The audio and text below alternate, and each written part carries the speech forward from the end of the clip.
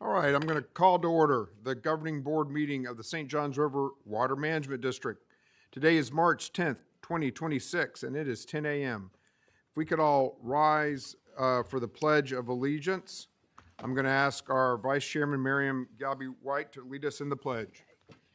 I pledge allegiance To the flag of the United States of America and to the republic for which it stands, one nation, under God, indivisible, with liberty and justice for all. Thank you, Miriam.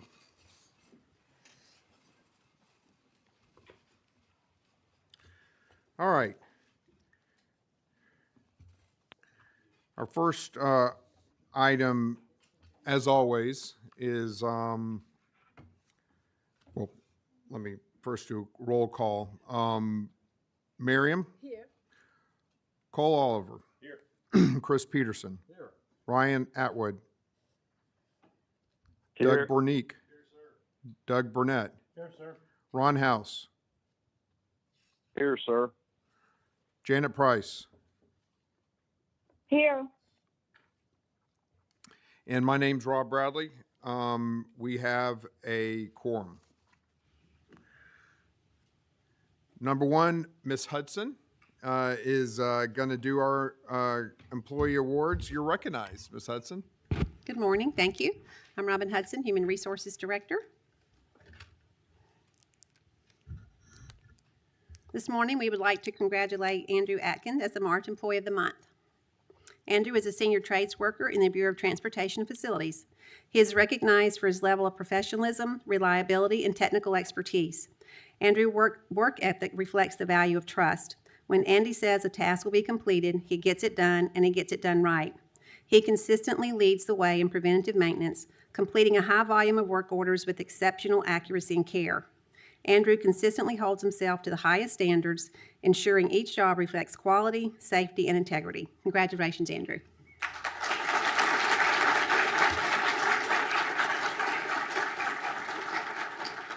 A 5-year service award to Tanya Alvarez, Supervising Regulatory Scientist in the Division of Regulatory Services.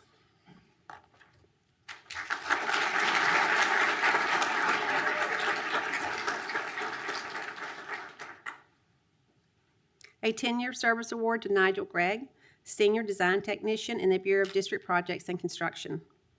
Nigel is an integral part of the engineering design section.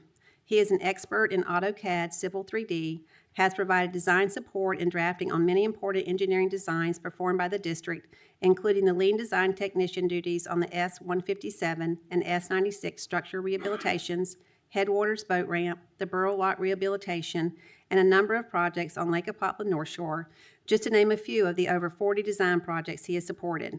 Nigel always provides a high quality of work product meeting the needs of the district. Nigel's high performance is not in there. Over the past year, he has supported the Bureau of Basin Management and Project Development by managing several district cost share projects and coordinating with local governments on important water resource projects by being funded by the district. Thank you and congratulations on 10 years of service to the district.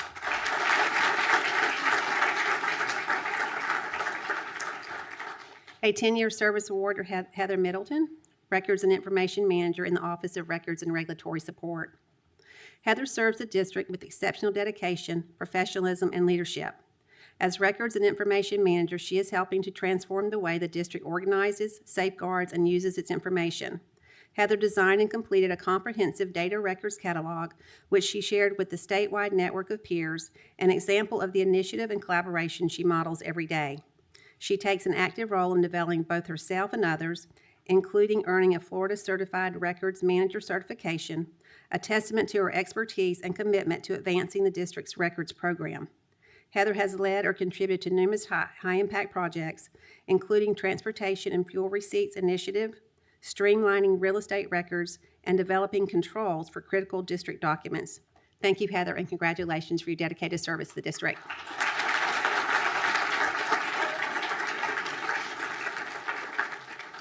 A 25-year service award to Joanne Fuqua, Senior Records Information Specialist in the Office of Records and Regulatory Support. Joanne supports the district's public records responsibilities. She is widely regarded as the go-to expert for locating historical permitting information, often undertaking extensive research to find records that predate many of our current systems. Whether retrieving documents from microfilm or navigating decades of archival material, Joanne approaches each request with exceptional thoroughness. Joanne played a key role in converting legacy permit project files into the electronic format, helping modernize the district's approach to records access and improving long-term information stewardship. Her work has significantly enhanced the district's ability to provide electronic access to records. Thank you for your dedicated service to the district, Joanne. Thank you. Congratulations to all who were recognized today. We really appreciate your service to the people of the state of Florida and to the district. And if anybody wants to, we'd love for everybody to stick around for the meeting. Or if y'all want to go back to your respective parts of the building, we certainly understand. You're obviously welcome to stay if it's appropriate.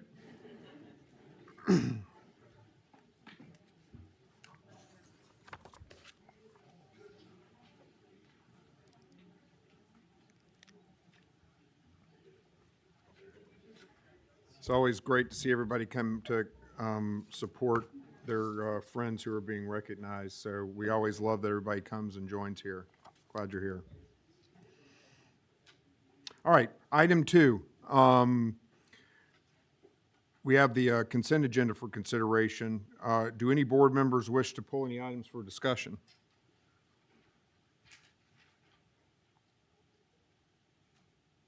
I don't see that anybody does. Is there a motion to approve the entirety of the consent agenda? Second.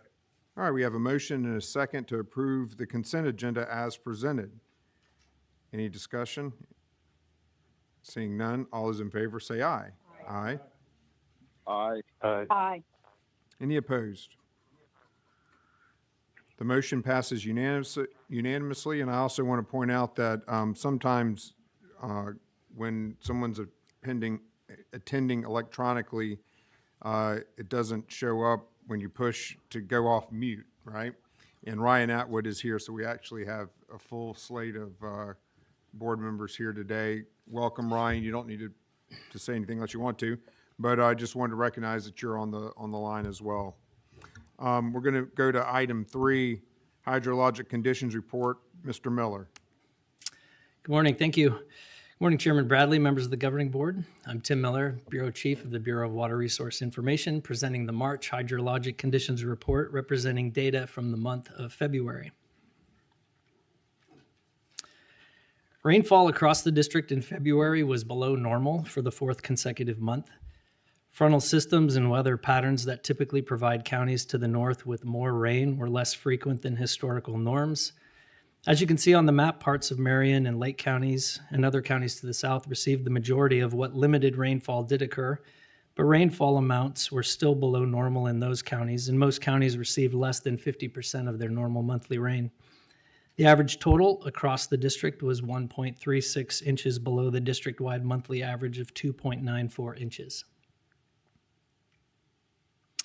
Here are those monthly rain data displayed as averages across counties, along with the associated monthly rain data table. All 18 counties were below their February averages, and 10 counties received less than 50% of their normal monthly rainfall. 4 of those counties were more than 2 inches below normal for the month. Countywide average rainfall totals range from a high of 2.44 inches for Marion County to a low of 0.78 inches for Bradford County.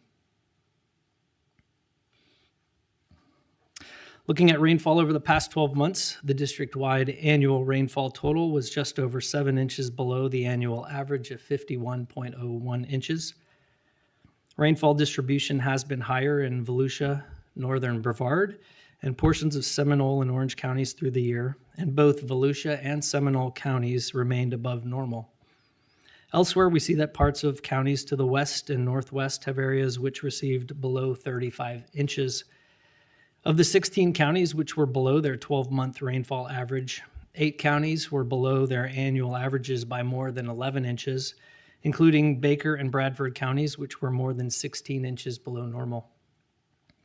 Countywide annual totals range from the lowest value of 33.11 inches for Bradford County to the highest value of 53.77 inches for Volusia County, over a 20-inch difference. As we're discussing annual rainfall and deficits from the annual average, here's the latest drought monitor map. Updated weekly, this is the most recently published U.S. Drought Monitor assessment with data from March 3rd. 70% of the state was classified as being in extreme drought, and that included much of the district. We are fortunate that some of the counties in the central portions of the district had a classification of moderate drought, while the remainder of the district is experiencing severe or extreme drought conditions. The NOAA Climate Prediction Center expects a trend away from the cooler, drier La Nina conditions towards a more neutral status, but when that shift may take place is uncertain. The National Weather Service forecast of near normal rainfall leads us to believe the situation is likely to remain dry since we are still in our typical dry season. Here's the Keach-Byram Drought Index map for Florida, which is updated daily, and these values are from yesterday. Designed more specifically to assess wildfire potential, this tool is more sensitive to recent rainfall. And currently within the district, 7 counties have KBDI index values of 500 or higher, signified by the yellow or orange coloring, and several other counties are approaching 500. County enacted burn bans are in place for 8 counties within the district, and outside our borders, many other counties are also under burn ban restrictions. Moving on to surface flows, here are the monthly mean surface flows as compared to historical statistics through February. Surface flows ranged from normal or average to very low. Changes from last month included 4 stations in the St. Johns River moving from the normal range to the low or very low range, while stations on the Ocklawaha and Wekiva rivers remained in the low range. And to the north, the St. Mary's River continued to be in the very low range. And in general, flows have remained on trend with rainfall amounts. In the next series of slides, we'll review the status of water levels at selected long-term lake sites, and you'll see that decreases were recorded at each of these lakes. At Lake Brooklyn, the water level decreased by 0.8 of a foot from the previous month, and levels at the end of the month were just below average for this time of year. Lake Weir recorded a slight decrease in February and is above the average water level. Water level at Lake Winnimisset had a decrease of 0.2 of a foot and was above average level for this time of year. Lake Apopka's level had a slight decrease from the previous month, remaining above its average level but below regulation schedule. And water level in Blue Cypress Lake had a decrease of 0.2 of a foot in February. Levels at the end of the month were below both the regulation schedule and the average water level. Across the upper Floridan aquifer, water levels recorded decreases at nearly all sites, largely coinciding with the distribution of rainfall in past months. And while approximately 40% of the district remained in the normal range, the majority of the district is now in the low range for this time of year, as areas of low levels expanded in portions of north, central, and southern counties, and areas of very low levels also increased at locations in the central part of the district. As indicated on the map by the red triangles, 25 sites recorded 10 or more percentile point decreases, primarily in the central counties of the district. And in some locations, this is where agricultural, irrigation, and freeze protection needs have been the highest. And while some portions of the district remain in the normal range regarding groundwater levels, low aquifer levels in north and western counties are the focal point of our water shortage team, who continue to meet regularly, evaluating data and conditions and assessing potential steps needed to maintain the resource. Clay Corsi, our Director of Water Supply Planning and Assessment, will provide an update with more detail about recent evaluations and actions related to the water shortage declaration and process in the next presentation. Looking now at the district-wide index value for aquifer conditions, we see the Upper Floridan Aquifer Well Index value at the end of February was 11. The index value is at the bottom of the low range and has continued to trend downward, and dry conditions for the majority of the district, along with the potential of lower than normal rainfall in coming months, again reinforces the importance of water conservation by Floridians. So here's the well index with the addition of historical data from drought years to help provide further context. I know this looks a little busy, but to break it down, we're displaying index values during drought conditions that have been experienced in the last 25 years. And so this includes the statewide drought in 2001 and data for 2007, 2012, and more recently, 2017. You can see that seasonality can play a part during this time of the year as water levels trend lower with the dry season, which is followed by increasing temperature before we get to the start of our typical summer rains. And so the importance of rainfall as a significant component in the recovery of water levels is maybe best highlighted in 2027 here on this graph. In June, the water levels began trending upward after summer rains began, and which continued into August, and then we see in September a significant increase that followed the rainfall from Hurricane Irma. You mean 2017? Correct, I'm sorry. Yes, 2017. In addition, long-term rainfall averages are especially important. Do these data points from like 2001, is that apples to apples? Is that like we actually had data in 2001 about what the well index number was? Correct, yeah, we use values that we had from then and work backwards with our process, yep. Thank you. So the index does provide a good representation of district-wide aquifer conditions, but there may be regional differences, and these differences in regions or counties mean management strategies such as the current water shortage declaration may be implemented on a county scale as needed. In the next series of slides, I review changes in flow at selected spring sites with long-term monitoring. The monthly mean for flow in Silver Springs decreased 12 cubic feet per second from the previous monthly mean, and flow is in the very low range for this time of year. At Blue Spring, flow exhibited variability through the month, but the monthly mean decreased 12 cubic feet per second as well, and flow was within the normal range. At Rock Springs, flow had a slight decrease from the previous monthly mean and remains in the normal range. And a slight decrease in flow was also observed in the monthly mean at Wekiwa Springs, and flow continues to be in the normal range for this time of the year. Through our well plugging program, our team assisted in completing the abandonment of 17 wells in February. The estimated potential flow conserved from these abandonments was nearly 4.8 million gallons per day, and since November 2020, the program has conserved an estimated potential flow of almost 102 million gallons of water per day. And during a time when low water levels are a concern, these efforts highlight the district carrying out one of our core missions of water supply with funding and support from the board to reduce water waste and increase conservation.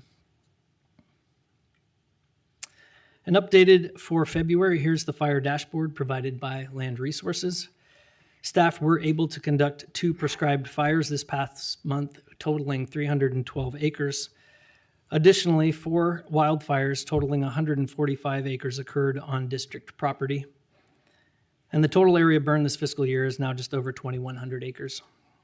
With the current burn bans that are in place, along with drought conditions that may persist in the coming months, this trend makes prescribed fire planning difficult, but staff continue to look for opportunities where conditions are favorable to safely burn.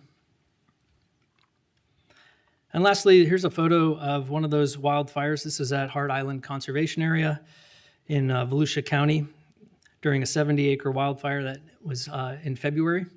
And the district worked with Florida Forest Service, providing staff and resources as part of the initial attack to contain the fire, and then also for the mop-up once the fire was contained. So a good example of working cooperatively with other agencies, with district resources that are supported by you, our board, and enabling Land Resources to successfully maintain district properties.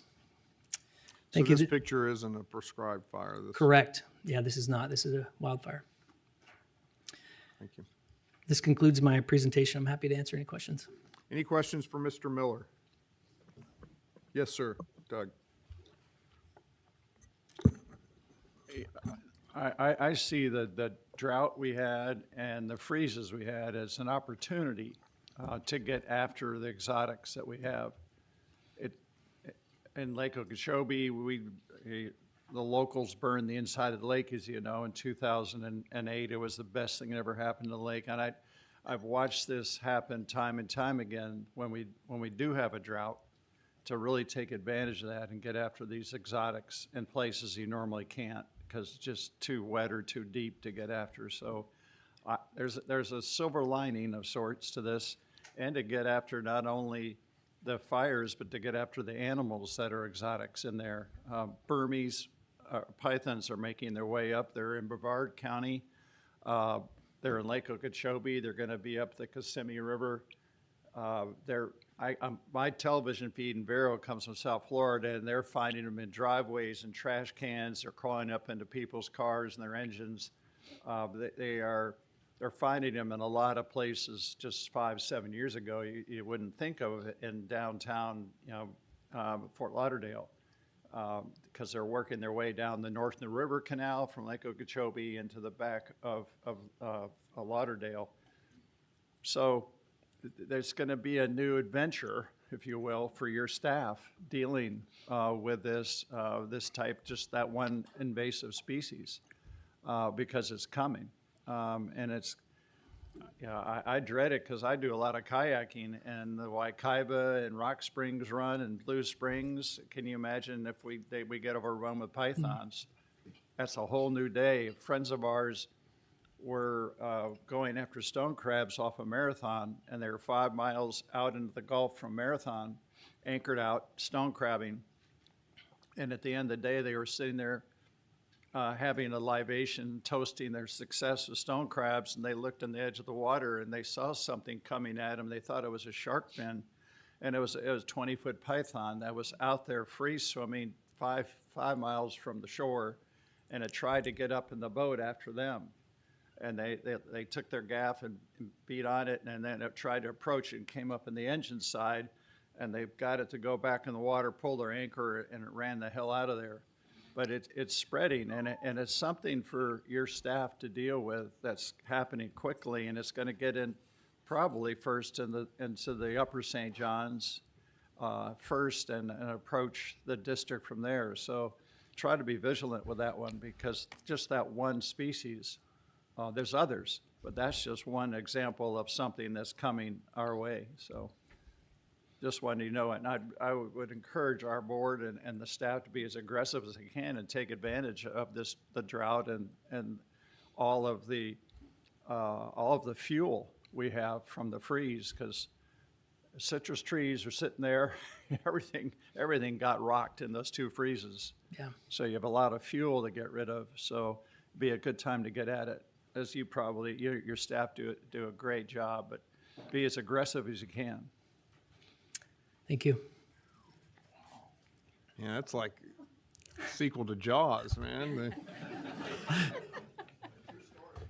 Oh, I can believe you. Yeah, that's horrifying. Pythons out 5 miles jumping in your boat? Are you kidding? Jeez Louise.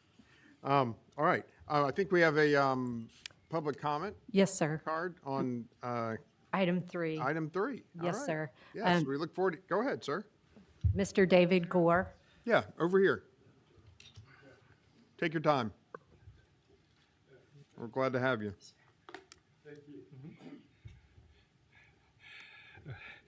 My name's David Gore. I live near Haines City. Been there almost 88 years. And I'm interested in our environment. I'm interested in trying to protect it as best we can. And so I just wanted to say a few things about this report that we have. I've been following this stuff for over 40 years to a lot of stuff. Let me just put it this way. This hydraulic report is a current condition report of data relative to early and historic data conditions, using all the current and historic years of data in the science of water movement and storage within and above Florida's geologic land platform is how we know how we affect our water and natural environmental resources today and in earlier times. It is very important that all the actions and the facts and the data of Florida's hydrology be communicated by words that create a true and accurate understanding of water movement and storage action to know how to protect or plan and protect the problems that we face today. All the things that I present to Water Management District staff are based on reasoning, using facts, evidence, actions, other knowledge I have collected over 40 years, highly involved in Florida's water and environmental problems, and keeping up with everything current water management, USGS explorations. I doubt anybody has physically explored most all Florida springs, streams, lakes, wetlands, keys to the Panhandle in South Georgia, as I have in the last 70 years, and seen the changes of Florida from the air as I have in the last 55 years.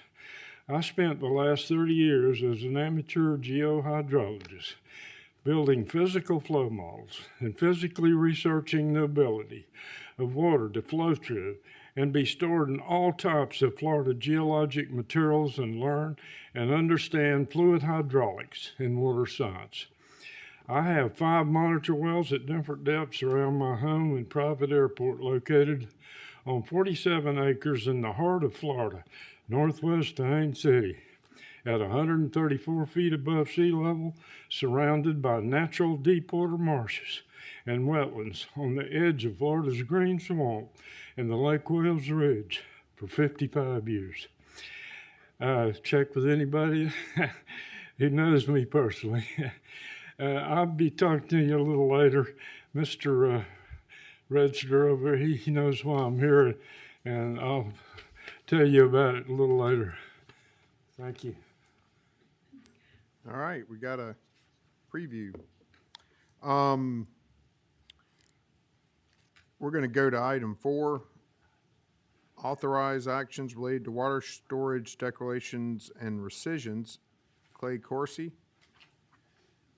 is going to present an item for our discussion and consideration. You're recognized, sir. Thank you. Good morning, Mr. Chair and members of the board. I'm Clay Corsi, the Director of the Division of Water Supply Planning and Assessment here at the St. Johns River Water Management District. As you remember from last month, this is our drought, water shortage drought indicator matrix that we use to help guide us on where we should be as far as potential water shortage declarations. And for this month, you'll see they're highlighted in red that we've got one of our counties below 35 inches of rainfall and multiple counties below the 10th percentile on groundwater level. And that meaning that 90% of the time during this month, we would have experienced higher groundwater levels than what was recorded for February. Looking at the rainfall, we've color-coded this to actually match what was in the matrix previously. So all the yellow counties are below 40 inches. You can see there barely our little portion of Bradford. That's going to be a little bit of a lighter color because we're below 35 inches there. And then we also have 3 counties that are very close to that 35 inches at below 36 inches of rainfall in northern Florida. This is a little bit more of a detailed or granular look of the map that Tim presents, breaking down into more levels for looking at those percentiles. You can see it's pretty striking in North Florida, the number of yellow and orange areas that we have included. And then we can see down in the southern part of the district that a lot of green, indicating that right now we're not really in a position where we need to do anything, but with those dropping arrows could potentially in the future, if we continue to see those levels drop, need to do something on the southern end of the district. But we've had more rainfall happening in that area of the district. So on March 2nd, the executive director entered a phase 2 severe water shortage for the northern portion of the district, and then also Marion County. So it's all the counties in the North Florida Regional Water Supply Planning Area plus Marion County. And the main change here from what was already issued previously with that phase 1 is that with the daylight savings time starting Sunday morning. We would normally go to 2 days a week of allowable landscape irrigation at that point in time. That's limited to 1 day of week for the counties in the North Florida planning area and Marion County. So the requested action on agenda item 4 would be to concur with the order that the executive director issued on March 2nd. And then also at the previous board meeting, there were some additional delegations given to the executive director. One thing that came to mind is should we get in a period where we get into some excess rainfall in between the governing board meetings where it would be appropriate to rescind a water shortage order, that we thought that would be an appropriate delegation to give the executive director should that happen as well. And with that, I'm happy to answer any questions, Mr. Chair. Are there any questions? Yes, go ahead. Meeting, but if I wash my car, I can bring rain. If I wash and wax my car, I can bring a pretty good storm. When you really, really, really need it, give me a call. We'll do it. I'm getting my car washed, I'm going to tell you Friday, so it'll be raining by Monday. That's my prediction. What is the next phase? So if we start going into the next phase, I can back up to, we just use descriptors here for extreme and critical. So what would happen is we're already doing a lot of communication and outreach with our utilities and water users, and we would continue that. And it would be really, we haven't gotten to this phase, at least in my history of 20 plus years of water management, but the board gets to a point where they would decide, which users get to continue to use water should sources of water become unavailable. Could you, so we're, there is another phase. We've got two additional phases that we can go to: the extreme, which is the phase 3, and then the critical, which is the phase 4. All right, and so we're at phase 2 now. Yes. And if we were to act today, we would give authority between this meeting and the next meeting for the executive director to move either back to phase 1 or go further to phase 3 or phase 4 even. So at the last board meeting, he was given the authority for expanding areas and go to a more severe phase, but was not given the authority to go to a lower phase should we have some rainfall that occurs. So this would be adding that authority for if we were to get in a period of some of these frontal systems that are coming through, putting down some substantial rainfall, that we could potentially back into a phase 1 and be the decision, then those counties in North Florida that are currently doing 1 day a week, we could potentially roll them back to 2 days a week. If you look at the graphic that Tim had, the line from 2017 is very similar to where we're at now. And what happened then is in the beginning of June, we started to get our normal summer rainfall patterns. You could see those groundwater levels start to creep up. So unless we get some of those frontal systems that come through and deposit some rainfall in the northern portion of the district, it'll probably be till sometime this summer that we'd see coming out of this. And I think really the expectation would be you'd continue to see some declines in the groundwater levels in the northern portion of the district until we have those summer rainfalls come through. And what do our weather folks tell us about, is there anything that we can glean from trends that, obviously you have your historic trends, but anything that's happening right now? So the predictions, the long-term climate predictions that are over the next 3 months, that we're anticipating below average rainfall conditions. Okay. So what I would like to do is, I would like the board to consider the motion as presented, but I would say one change is that if we were to ever reach a point where the decision was to go from 3 to 4, that that we have a board meeting. All right? So if you could modify the motion, if there's no objection, that the executive director can go, we're in phase 2, we're concurring with that. If we go to phase 3 or phase 1, or we get out of it completely, then that's things that the executive director could do between this meeting and next meeting without board action. But if he ever decides that phase 4 is appropriate, I would like to have a board meeting for that, so we could discuss that. And then I would hope that'd be kind of how we style this moving forward. So that would be just the continuing motion until we get out of this, which I expect we will. I mean, this is not, I don't say that like I have some knowledge of doom and gloom in the future. I don't. Just trying to put some parameters on what we're doing. Does that sound good?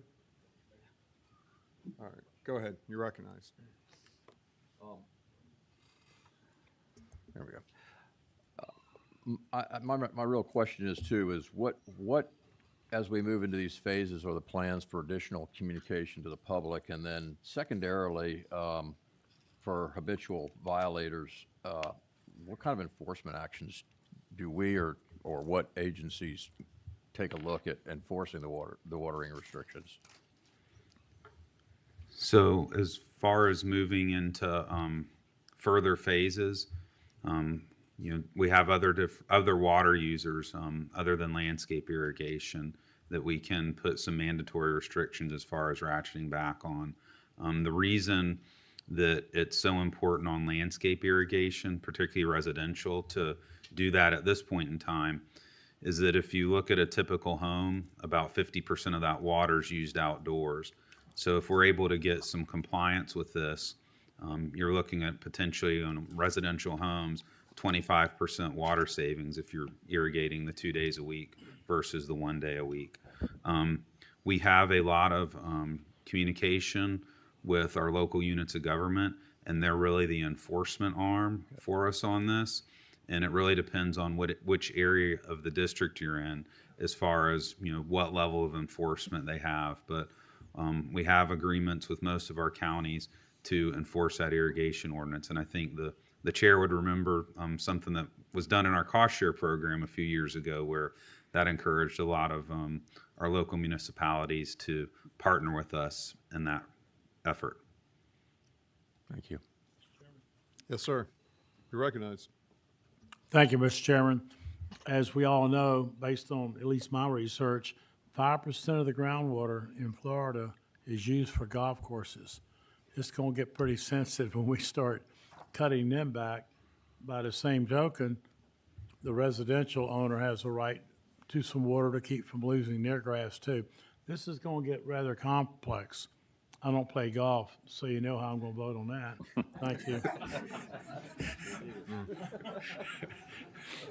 Well, I do, so that's why we're coming back to the board for level 4. No, I'm kidding. Withdraw last statement, sir. I apologize. No, that's not why we would be coming back to the board for, it's nice to have fun, but I just don't want to be misunderstood. That was a joke. Everybody is going to be treated, obviously, it's a blind process where we just make sure that we just protect the water supply. But we're not there yet. We're not close to there yet. But if we ever get to the point where it goes from 3 to 4, let's have a meeting. Let's discuss what the actual day-to-day ramifications on our big users, because that's what I interpret Clay saying, which is that obviously when you're dealing with individuals and their decisions they make on their lawns, for instance, that's more of a local issue, right? But we have CUPs with large users. We have our relationships with the large water users in the agricultural communities. And so that's where we would be having direct interactions, I think, as a district on these matters. But we're not there yet. And it sounds like from some of these trend lines that it's unlikely that we would reach that point. But I do think that these are very important times for us to communicate. I've been hearing a lot about it. I don't know about my fellow board members, but this is something that I've been hearing from a lot of my, not many people realize I was on the board of the Water Management District until the last couple weeks, because based on the inundation of, folks in my community asking me about what's going on with the water, right?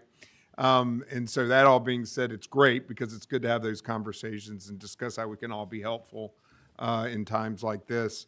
But I do want to meet, and I encourage all of our board members to meet with Mike and our communications staff to make sure that what they're saying is exactly in the calibrated exactly like we want to say it and how we want to say it. It has been from my standpoint, but I just want to keep that momentum going so that everybody understands and we speak very plainly and clearly to our fellow Floridians about the situation we have. It's not something that we aren't going to get through, but everyone needs to take a moment,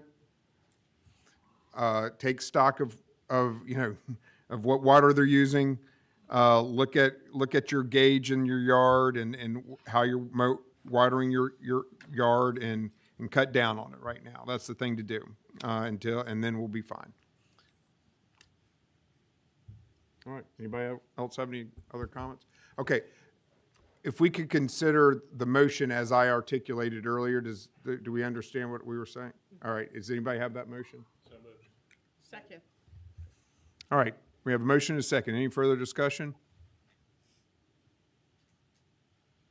All those in favor say aye. Aye. Aye. Aye. Any opposed? Motion is approved unanimously. Thank you. All right.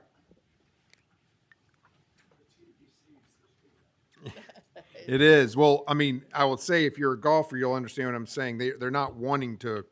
They want the course to be firm and fast, and it is lightning fast right now out at the Players' Championship. And so they would be more than happy if they didn't have to water for the next few days. It makes the course much more fun to watch and much more difficult to play. All right, it's time for it's proclamation season. Item 5 is very appropriately Water Conservation Month proclamation, and Ms. Smith, you're recognized. Yeah, we couldn't have set this up any better for this proclamation.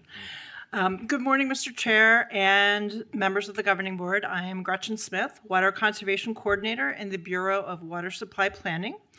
The district, along with local governments, partner with the Florida section of the America Water Works Association each year to recognize April as Water Conservation Month.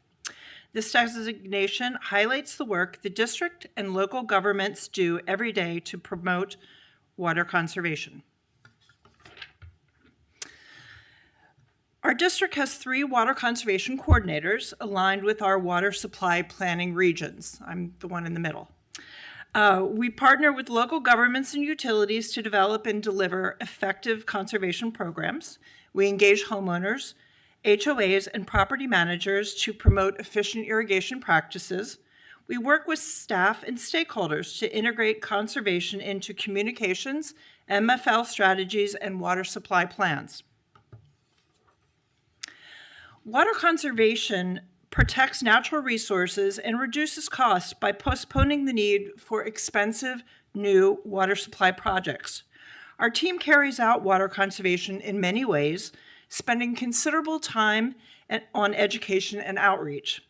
These activities can vary from speaking at events and conferences, hosting webinars and conservation coordinator meetings, providing feedback for consumptive use permits, promoting our water conservation rebate program, and supporting Florida Water Star.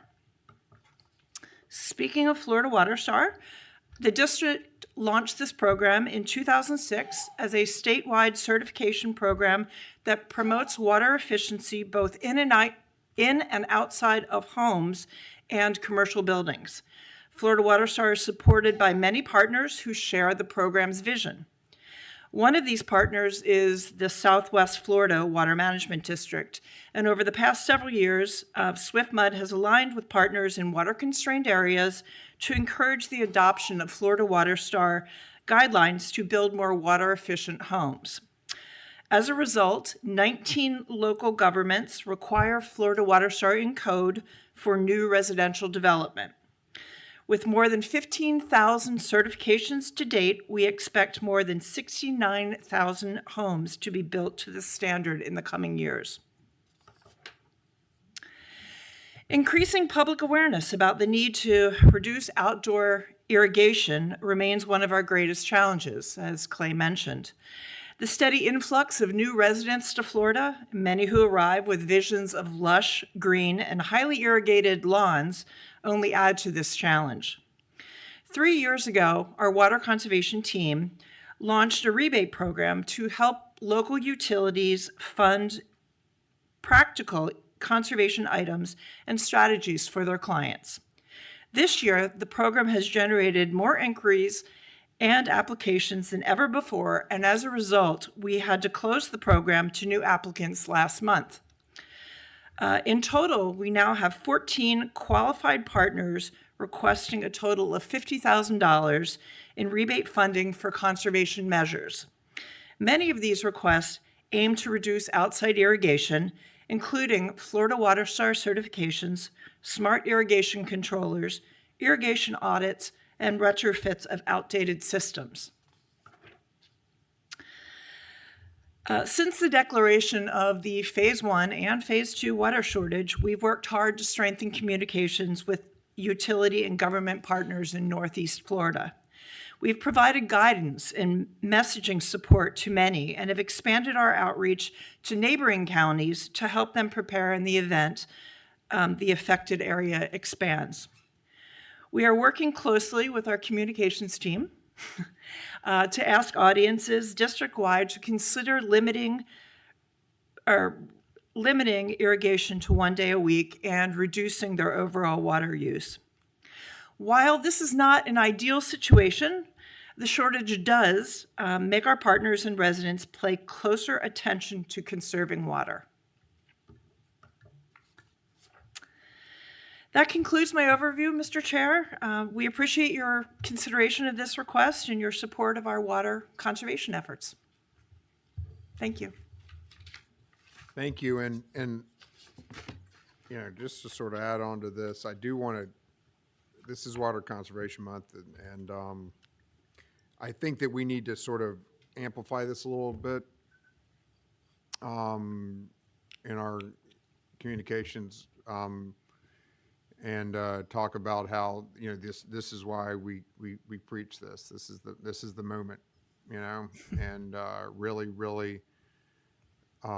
you know, we don't browbeat our neighbors about this kind of stuff, but everybody needs to step up right now, and work together to get through this time. So I really want us to, in a conversational and straightforward way, talk to our neighbors about how they need to step up and not use as much water as they're using right now.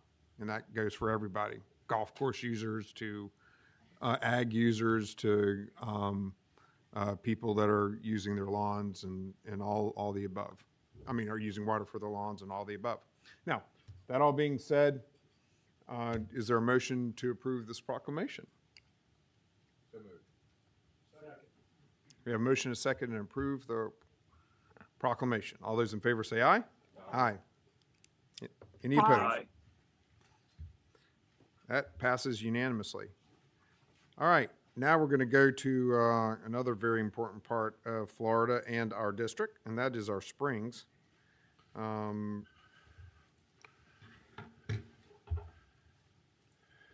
Had the opportunity, I've been in Tallahassee with legislative session a bunch, and had the opportunity to visit Wakulla Springs a couple of times over the last 2 weeks, and saw the manatees out there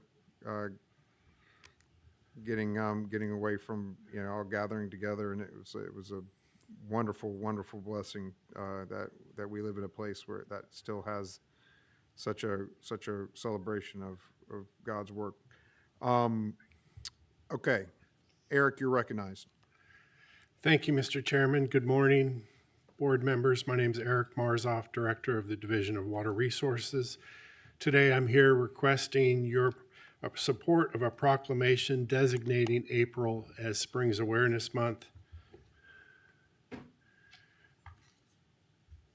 The district springs are located in 3 of our strategic planning areas, with the Indian River Lagoon, Upper St. John's as the one basin without any springs. You will note that we have one spring out here that's off our coast by about 2.5 miles. That's the Crescent Beach Submarine Spring. And you can actually see its boil on a calm day, in spite of the fact that it's a second magnitude spring, and you can see that boil even though it's under 59 feet of water on a calm day. And we have a page on our website showing that. Anyway, similarly, for our core missions, springs management encompasses 3 of our core missions, with flood protection being one we really don't address. The Florida Springs and Aquifer Protection Act of 2016 designated outstanding Florida springs. Within the district, we have 8, and they are located on the map on the right, along with their spring sheds. One important aspect of the 2016 Act relates to these outstanding Florida springs and their minimum flows and levels. Should there be springs that are in prevention or recovery, the district is required to develop plans and come up with 25% of the cost for projects to bring those MFLs back within compliance. Today, I'm going to go through a series of regional water supply plans that help us address meeting the water needs of our springs. The first one is the Taylor Creek Reservoir, which we're in the design and permitting phase. This project will develop approximately 54 MGD of alternative water supply that's surface water that will hopefully relieve groundwater pressure or pressure for use and provide assistance for meeting the MFLs on the Wekiva system.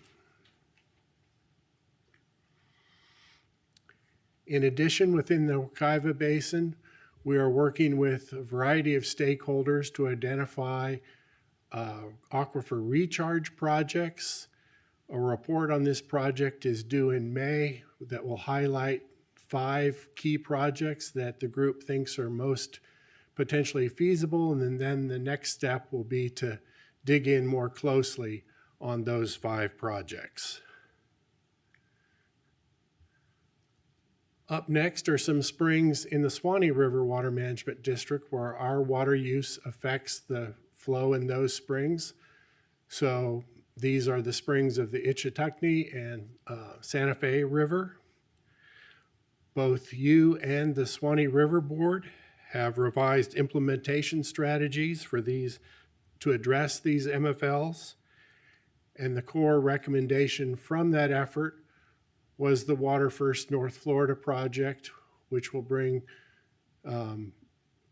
conceptually bring to 40 million gallons a day of water from Jacksonville, and then be polished in wetlands and available for recharge within the Swanee district to provide water for water users and springs within that district. We continue to have staff at various events at our springs to highlight for the public what they can do to help protect springs and help explain how they can do things to, it's the largest water body in our district is the aquifer. And the springs are where that water is expressed and where people can see it. And so they can learn what they can do to help protect these springs. And with that, the requested action is approve a proclamation declaring April as Springs Protection Awareness Month. And I'd be happy to take any questions. Any questions on our lovely springs for Eric? All right, do we have a motion to approve the proclamation? All right, is there a second?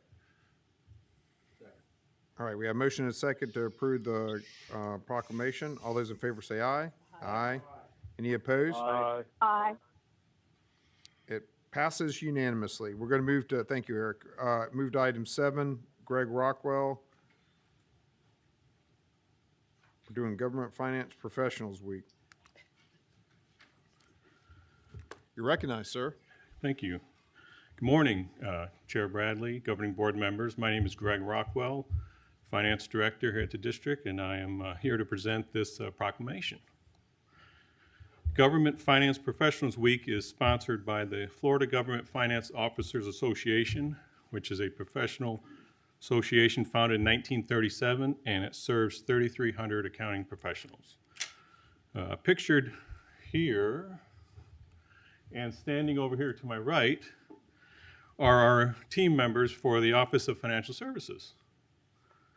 These staff work very hard behind the scenes to ensure we accomplish our core missions by developing and managing our budget, which, as you know, is a continual cycle, receiving, managing, investing our financial resources, maintaining inventory and tracking our assets, procuring goods and services across the district, ensuring timely payment of our invoices, bills, and paying our staff, and last but not least, financial reporting.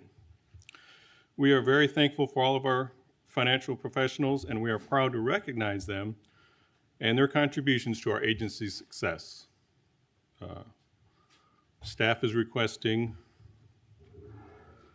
the board's approval of the proclamation declaring March 16th to the 20th, 2026 as Government Finance Professionals Week. Well, I'll tell you, the financial books of a government are different than private sector, and it's a lot of peculiar things that come into play, and you got to have your head on a swivel. Sir. So appreciate all you do and all that your colleagues do to keep us straight. We always have clean audits and and our and it's always pretty fairly and cleanly presented from my standpoint for what it's worth. Anybody have any comments or motion? Move to approve. Second. We have a motion and a second. Is there any further discussion?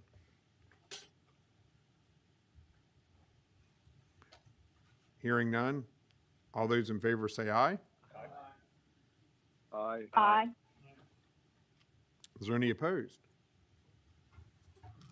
Well, out of appreciation for those who work on our finance team, thank you so much. And this is your week. Oh, March 16th to 20th is your week. And that motion is approved unanimously. Thank you.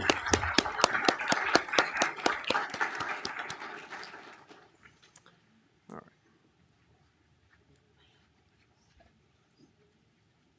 Glad y'all could join us. Thank you for all you do. Great work.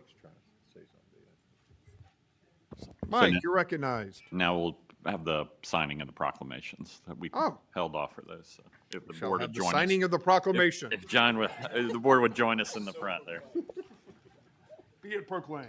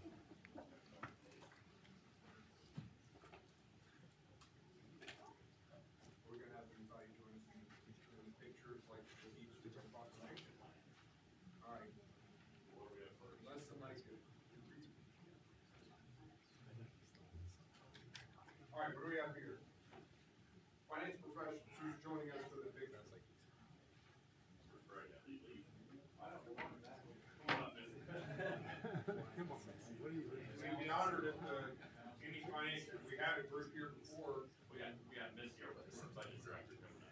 Perfect. We'd be honored if you join us for this picture. All right.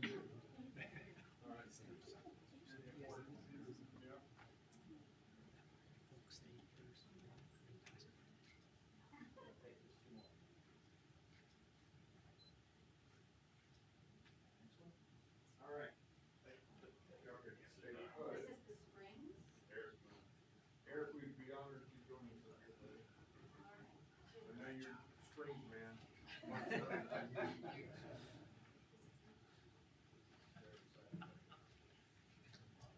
You are so wrong. Eric. Balance us out. Tell me where to go. Right there.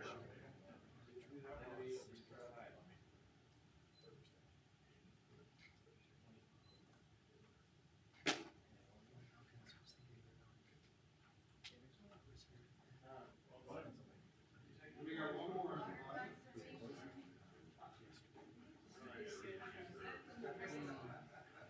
All right, bring up the Grinch and tell everybody not to use the water.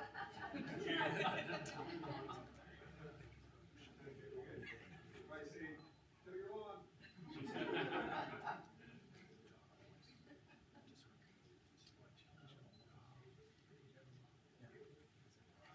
All right.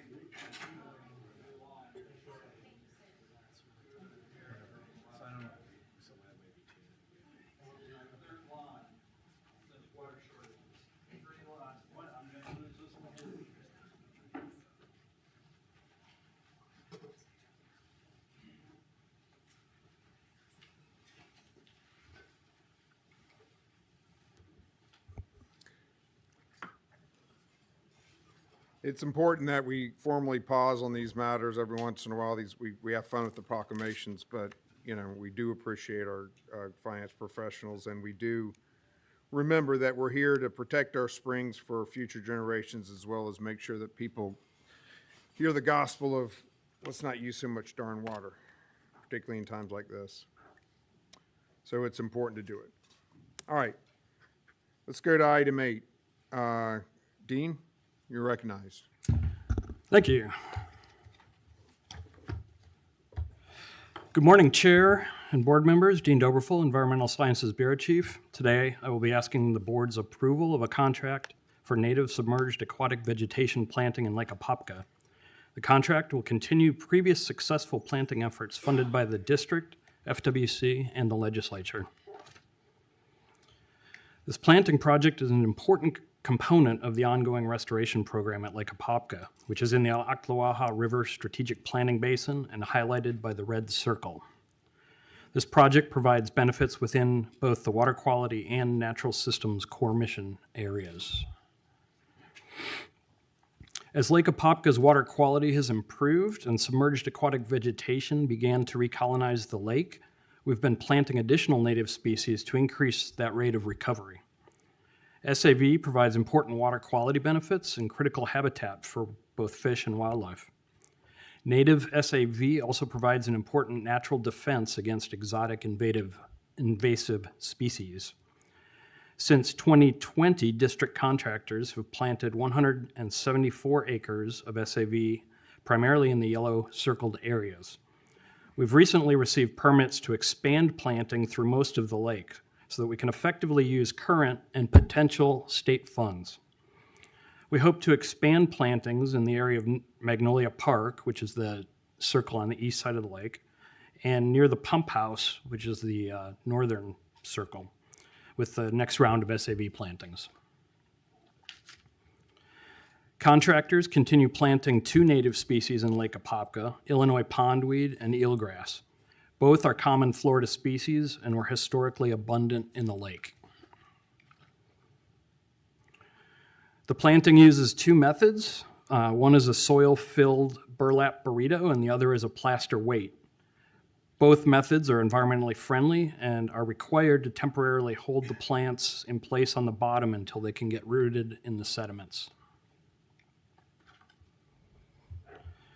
This video clip, you can see our contractors deploying prepared eelgrass plants using the burrito method. Typically, the boats follow a preset GPS pattern within designated planting blocks.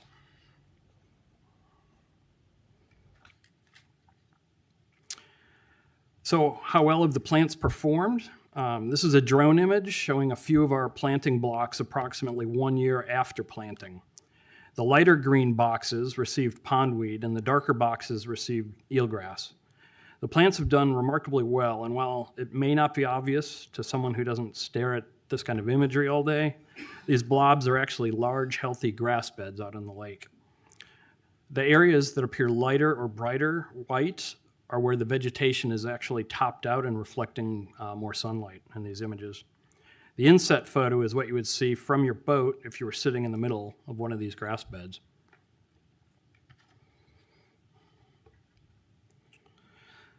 This is another video clip from a district drone taken in 2025. This is one of our restoration areas, and all the vegetation you see here was planted and grew up from plants installed around 2 years ago. Planting density is 5,000 units per acre, which is actually pretty sparse, so it's remarkable that we've seen this much growth. Not only are these plants filling in the open spaces, but the vegetation is also expanding outward and colonizing deeper areas away from the areas that we planted along the shoreline. Staff requests that the board approve the recommendations listed here, and I'm happy to take any questions. All right. Do we have any questions on this important matter? We do have 2 comment cards on this matter. Excellent. Let's go ahead and listen to the public. Okay. The first commenter is Mr. Leonard Collins, representing Aquatech Eco Consultants. Good morning. Good morning. I'm Leonard Collins on behalf of Aquatech Eco Consultants. We're going to ask the board to reject all bids for the IFB and to resolicit this project. The basis of that request is our position is that Sea and Shoreline submitted an expired FDACS registration, and as a result, under Florida statute 581.145, it's illegal to cultivate or sell aquatic plants without a current registration. So effectively, their bid submission, in our view, failed to comply with the requirements under Florida law. You as a board have the opportunity to review the submission before you and can make a determination as to whether or not the bid before you is a responsible bid.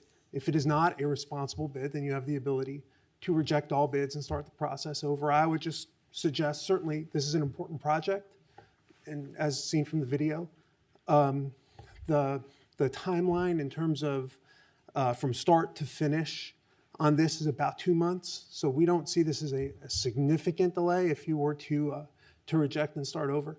But I would just ask that you simply ask, are these, is Sea and Shoreline licensed to do the work that this project calls for? And if they're not, that you not approve the agreement. Thank you so much. And what was your name again? I apologize. So I may call on you again, so I just want to get your name. My name's Leonard Collins. Mr. Collins, thank you. Thank you. All right, anyone else? Yes, sir. The next speaker is Ryan Brushwood, representing Sea and Shoreline. Okay. Brushwood? Yes, sir. All right.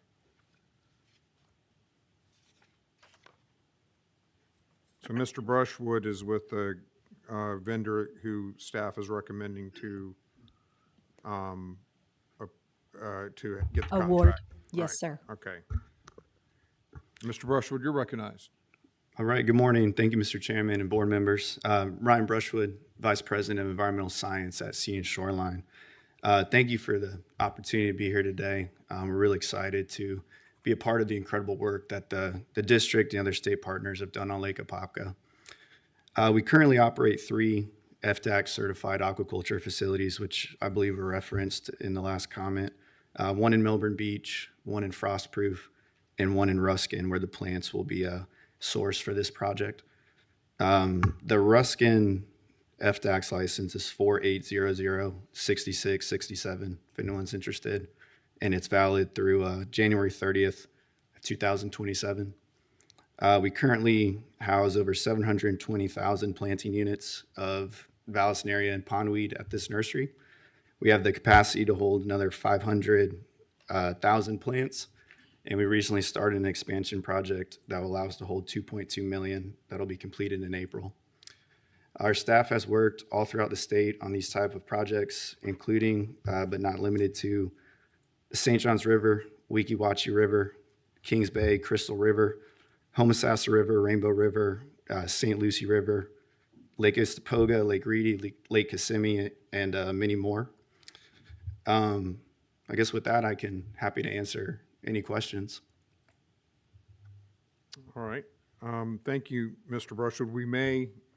Members of the board may have some questions at some point. Okay. Thank you for your presentation. All right, thank you. I'm going to ask Ms. Preston, and Ms. Preston, if you want to refer to somebody on staff to answer it, let me know. All right. Mr. Collins said that Mr. Brushwood's firm is not licensed, does not possess a valid license to perform this work, and that was the source of his complaint about moving forward with Mr. Brushwood's company. Is that what you understood him to say? Yes. Okay. What would you or the staff say about, have you heard that that being asserted up to this point? Is this the first time you've heard, or have you heard this being asserted? So this is the first time. First time. That I've heard that particular allegation. Uh-huh. If you'd like to know about the procedures for protesting a bid, I'm happy to walk through that as well. Say it again? If you'd like to know a little bit more about the procedures for protesting a bid, I'm happy to walk through that as well. Oh, okay, we will get to that. I just, at this early stage, I just want to understand, does anyone on staff have any knowledge of what he's saying with regards to him not being, about with the individual being licensed or not being licensed? Let me look behind me to the lawyers who have been working on this. Take your time. I'm not looking to, I'm looking to do this in a thoughtful, we're not rushing. $4.5 million. Exactly.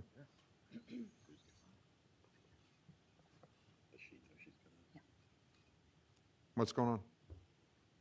She's double checking. All right. Mr. Chair, maybe we can Yeah. ask some questions.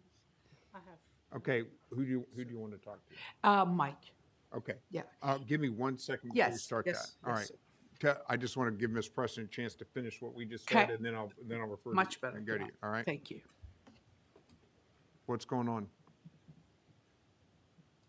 She's double checking. Okay. Before we say we've never heard it, we just want to make I sure understand. that we double check. I got an idea, and none of the board members are going to talk to each other about any of this stuff right now, either with each other or with staff. We're going to take a 5-minute recess and let you guys get your stuff together. All right.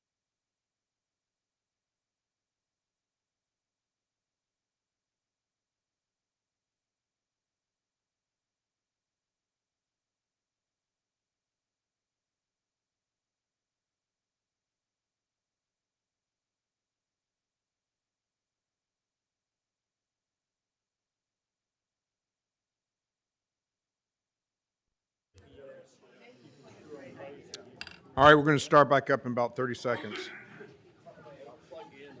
Thank you. Will do.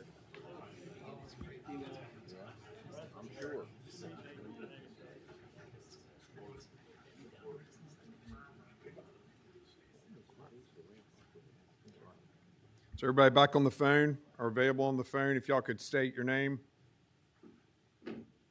Ryan Atwood. Janet was.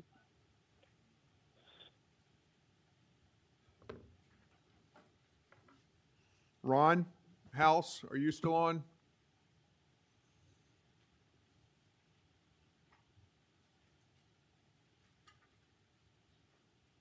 All right. Let the record reflect that Mr. House, we have a quorum, and Mr. House is in future motions, it will not be recorded as voting. He is, because of the break, decide to that he had some business that he has to attend to. All right. So let the minutes reflect that. Now, we're going to go back to item 8, and we're going to temporarily postpone that item and may come back to it before the end of the meeting. We're going to go to item number 9. John?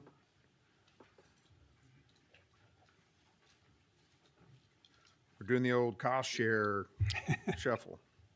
Go ahead. Good morning, Mr. Chair and members of the board. My name is John Juliana. I am the Bureau Chief in the Bureau of Basin Management and Project Development. Today, I'll be presenting an item for consideration to approve 2 no-cost time extensions.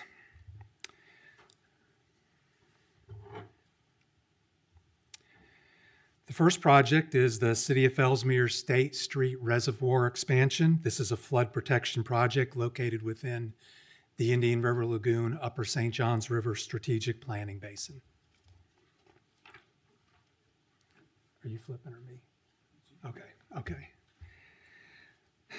This project experienced delays associated with unforeseen site conditions related to an existing utility pole located within the project limits. Coordination to address this utility conflict required additional time and resulted in project delays. The city has selected a contractor and construction has commenced in January. The City of Ellesmere is a ready community and is requesting a 6-month no-cost time extension to September 30th, 2026. The second project is the Palatka IDWTS conversion. It's located in the southwest area of the Middle St. Johns River Strategic Planning Basin. This project will convert approximately 100 septic tanks to IDWTS and is included in the City of Apopka's BMAP strategy for nutrient reductions within the Wekiva Rock Springs spring shed. To date, approximately 70 conversions have been completed or are ongoing. Progress has been delayed due to a slowing rate of homeowner participation in the targeted neighborhoods. The City of Apopka has expanded outreach to adjacent neighborhoods to increase participation and is requesting a 12-month no-cost time extension to March 31st, 2027, which corresponds with the expiration date of the DEP revenue agreement. This brings me back to the item for consideration before you today. We have a representative from our cost share partners here. Should there be any questions for them or myself?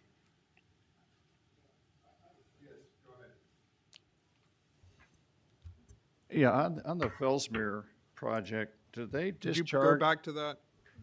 The project he's talking about, so I got a sense of which one he's talking about. Okay. These are important projects. We're all on top of this stuff. Go ahead. On the, you might go to the map.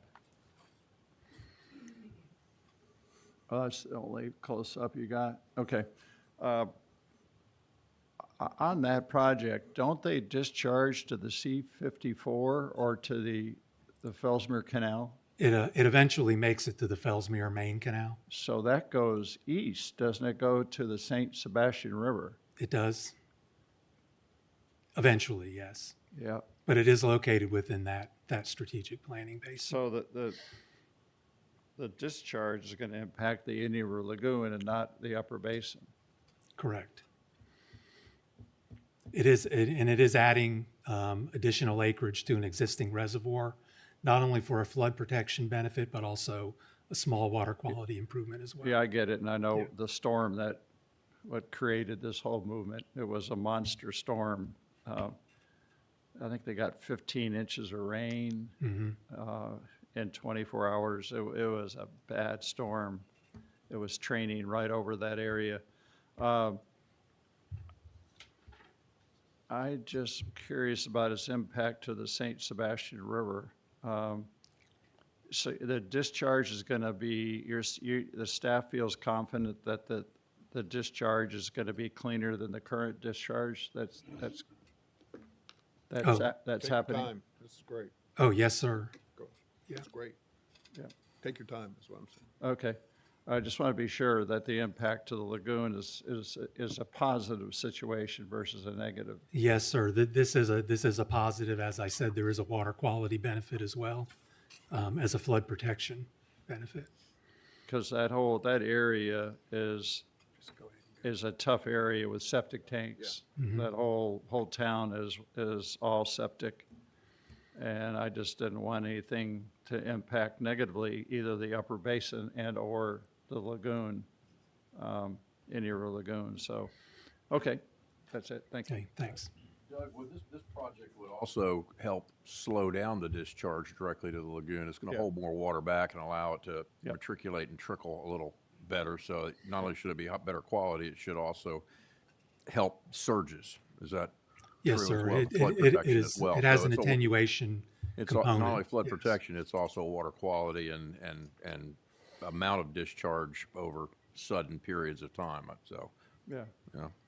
I just kind of wish that they'd worked with their neighbors. I know we're putting in, St. John's is putting in a massive water farm just to the west of this area, and that would have been a pretty good kidney for this water. When you have 1,600 acres of a dispersed storage water farm going in, that they might have been able to work with that landowner, but just a thought. But no, I'm not opposed to it. I just want to be sure we're not impacting the Indian River Lagoon. Thank you. Yes, sir.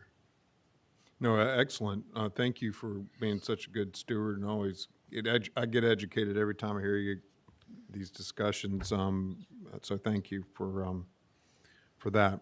Do you have any thing you want to add on No, this? just wanted to talk about how it helped slow down the surges. So, Makes sense.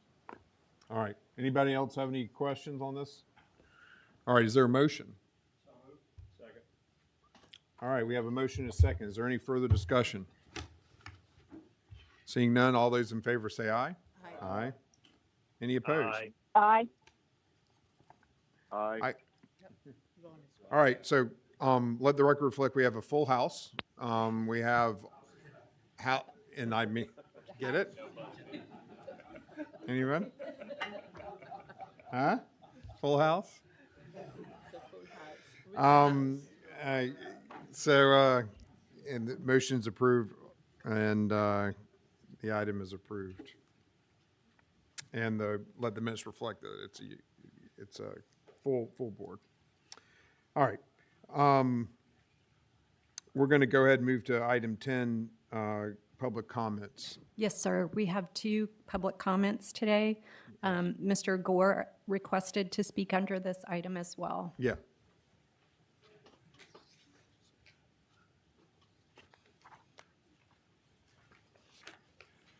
Good to see you again, sir. David Gore, Haines City, Florida. I came over here, I guess, I was going to try to get permission to have somebody explain some of the things that I found out about the 2024, 2026, 25 water plan. And I contacted your ombudsman, and I met him today, and we're talking about how I can communicate with some of the staff about some of the things that I'm wanting. And at the same time, while I'm here, I really wanted to give let people know what I'm talking about. Is the plan itself is based on our water use, but it's really our environment is what we're trying to protect. And I just wanted to show you something here, just as an example of how if you don't use the right wording, I don't know if you guys can see this that good, but see every one of these wells comes. We can't hear you, but These wells come from a different aquifer. Hold on. But they're all. Yeah, there we go. Hold on. Let's let him. He'll hold it for you. Okay. Thank you, Jeff. I appreciate it. All these wells come from. This is not Jeff. Jeff does not endorse the. He is doing as a favor to our guest here, and thank you, sir. Go ahead. So we wanted to be able to hear you, sir. Okay. Right. These wells here are how every which way we draw water, it comes from the water table. That is where our water table. We have to protect our water at the water table. How much we have there is the most important thing that we need to talk about. Every other state tries to do their best to retain more water. We are doing too much to have less and less of it. We're digging, putting in pipes. We're making the water table to where we don't have storage to maintain the springs. The springs, all of our wells, everything comes from the water table. We have to do a better job. And the thing is, it's not just, it's saltwater intrusion because it depends on the hydraulic pressure. See, all the water that flows on Earth comes from emptying at the Earth's freshwater water table. Movement of water is by the force generated by gravity. Everything that we do, it comes from the water table. And you don't store water. We are not sucking empty holes down there. We're sucking water from the water table, our environment. And also, at the same time, all the pressure is created by the water table. This don't create pressure. It's created here. It's called hydrostatic pressure. It's gravity. Okay, these are important. We cannot use words that actually confuse it. The aquifers are not, none of these are confined. Water is moving in every direction by hydraulic pressure. The water is stored here, and the pressure and the flow is in the whole thing. When you draw water, you're probably drawing water from my house. The water table, the aquifer pressure at my house is over 120 feet. I've seen it 128. Okay, so those highland areas, we have to maintain the water table as high as we possibly can. And that means we have to live with water in our environment. We have to have water.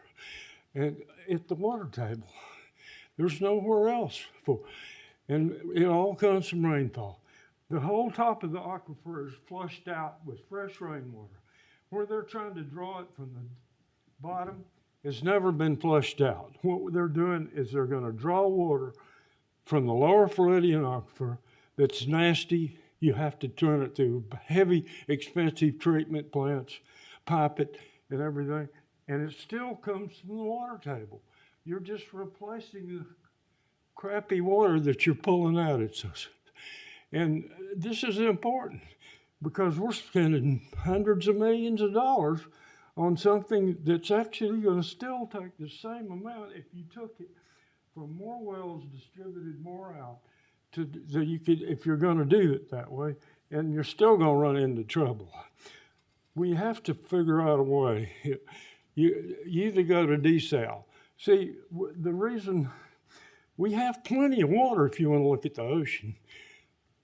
The water pressure pushes the ocean and holds it here. It's held by the land. Rain falls in the ocean, it's gone.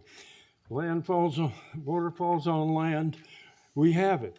but it has to be at the top. You can't even store it down there. When you push it down there, it pushes out. There's no way to put more water in a space. I can show you. We're going to do one more minute. All right. And this is what I want to hear in this last minute. All right. What's this? What I want to hear in this last minute is I want you to tell me at least your number one. I'm not going to tell you what to say, but I want to hear it. At least what is your number one complaint about what is contained in the water supply plan? I heard you talk about your concerns about what sound like a deep well, pulling the water out from the deep wells is a concern because it's nasty water, right? I heard that. Okay. Desal, let's assume that's for financial purposes off the table, all right? Pretend like desal is not an option, just for the purposes of, I'm not going to tell you what to say, but let's pretend for the purpose of this discussion, desal is off the table, all right? Tell me what you want to see different in the water supply plan. Well, there was talk one time about increasing the amount of water that's contained in these stormwater systems and all that would be contained so you can have more water. See, in other words, the water between the particles of geologic material is a very small amount of water. A lake has tons of water compared to Right. You understand that. Right. So you have to have water that's the most valuable water is where it's just water instead of being pore water, which is between the particles. Got it. So the volume is so tremendous. And I know you want to get me out of here real quick. I don't want to, I'm just bringing you in for a I landing. got one more thing, and I'm going to leave this guy with you guys. In fact, I'm going to leave this with you. I'm going to leave all this stuff. I'm getting listening. a little old to be doing this. But I got something else here. Oh, well, okay, you didn't tell me you had a second one. Okay, here we go. This right. All right, well, we're going to bring this in for a landing then. But I want to see it. We're going to look at it. Yep. And I just want you to see what we're up against and why, kinda. I'm gonna leave this with you guys anyway. We don't have to do it right now, but can I bring this up? No, we can't do that. Just But because the minute we start doing that, then everybody's going to walk. The reason that I say that is because it's completely worthless without you seeing it. You have to have. I can see it. You have to have your reading glasses on. Yeah, but I got really good eyesight. I have contacts. I'm not kidding. I can read that perfectly. That right there. Hold it up. You can see. Hold it up where they can see it. Can you see man, that? he's got the thing. Yeah, this is incredible. Okay. That represents enough water to supply all the water we use in the Central Florida Water Initiative water plan for a year, for 5.5 years. That's cube of water there. Right. Believe it or not. You see, the whole thing comes down to what's happening to all this rainwater. How much of it do we retain? It's really, if you look at everything we do, that you'll find out that we're so careless about protecting the water table. They're digging, putting in pipes as you speak, every which way. Every time I go flying, I see them. Every wetland, every lake has got an outlet made by man. It has got where the fluctuation. So you think we should keep more surface water? The fluctuation. Is that what you're saying? You think we need to use more surface water? We have to have water to live if we want fresh water. Okay. Thank you. All right. And the next speaker is Mr. Tim Hodeling, representing Fix the St. Johns River. All right. Thank you.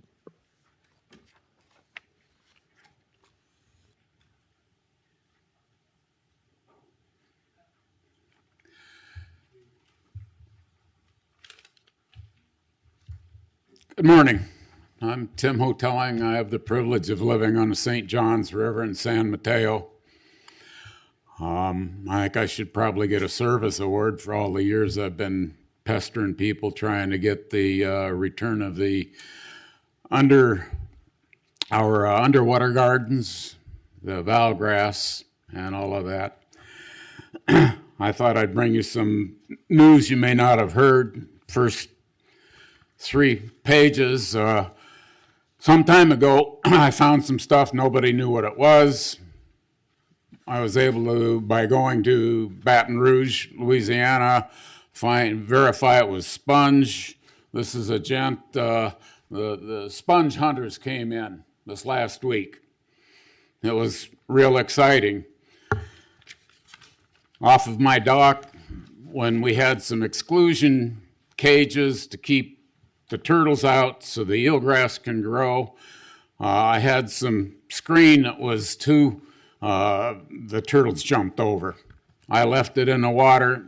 And the second picture here is all of the sponge that's grown by itself, which none of the experts were aware that were here. Bottom line, the Indians have been using sponge in their pottery for centuries. I was able to go to Gainesville with Miss Ann, who's world-renowned for knowing the use of the sponge in the Indian pottery. Got the sponge hunters together with them. It was a fun time. They learned a lot.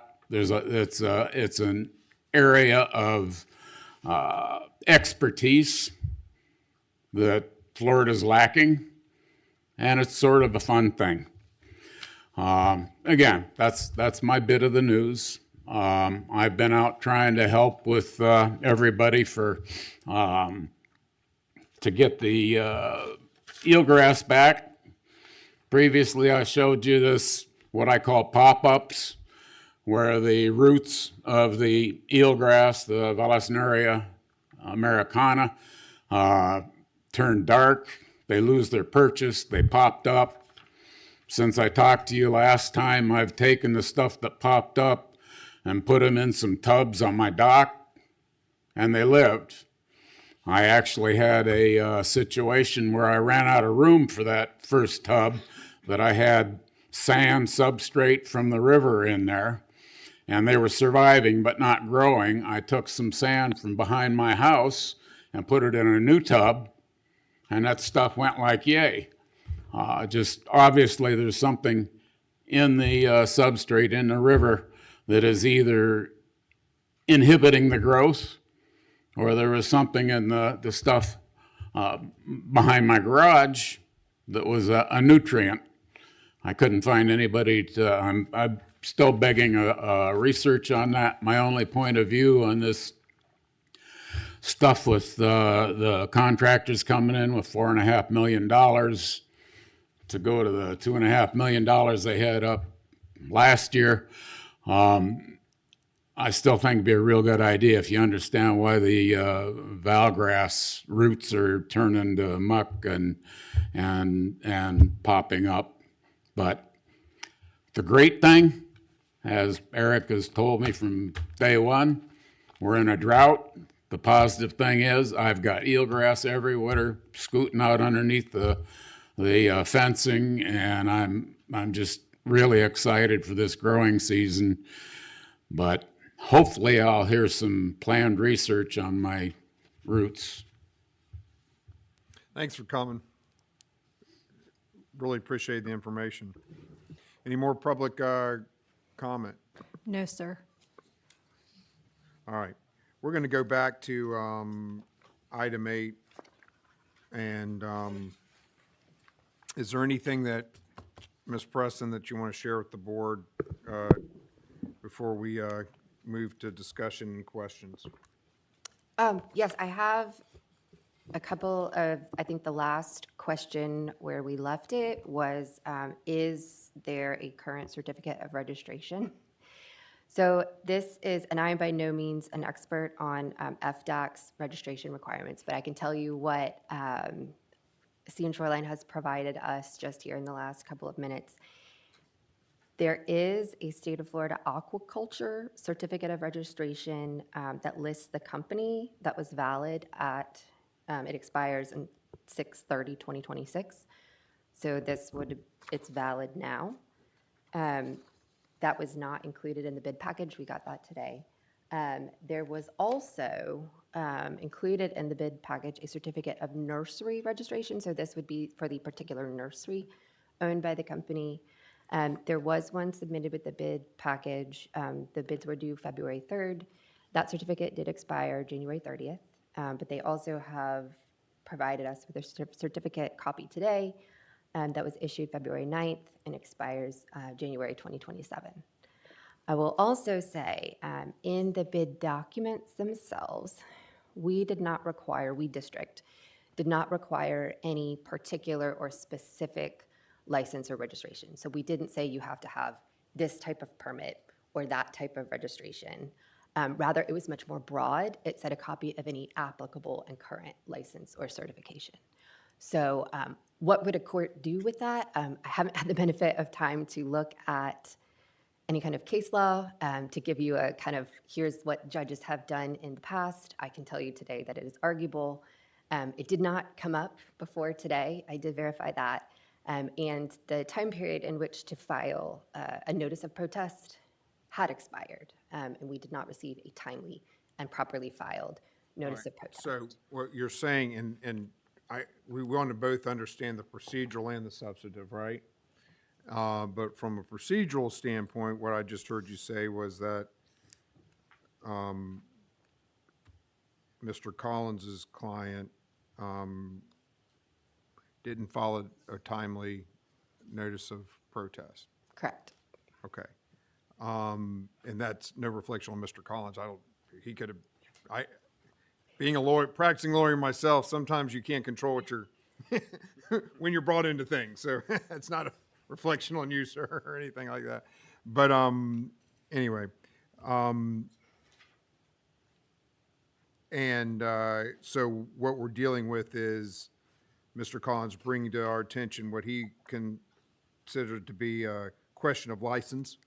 And then the only thing I would ask myself as a board member is, you know, putting aside whether he timely filed it or not, is this a minor deviation or is this a, you know, something that would not be a minor deviation? Would that be a reasonable way for me to approach this? Correct. Okay. Now, with that, I want to turn this over to our vice chairman, who is quite the expert in these matters. So when we call this a bid, a qualified firms would apply for these jobs. Do you assume that they are qualified, or do you ask them to present their qualifications? I understand that in this case, you didn't ask for that. So it's a pure bid right now, right? Correct. It was an invitation for bids. Yes. It's an invitation to bids. Okay.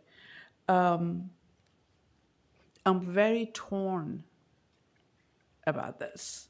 I'm in general torn about how we give projects out, how we advertise bids versus qualifications, or bid or qualifications and bids.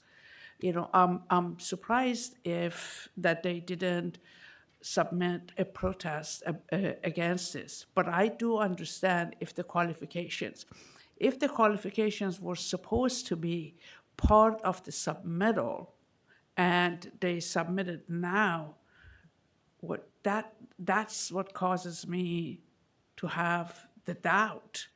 But if you didn't ask for that qualifications, that's another story.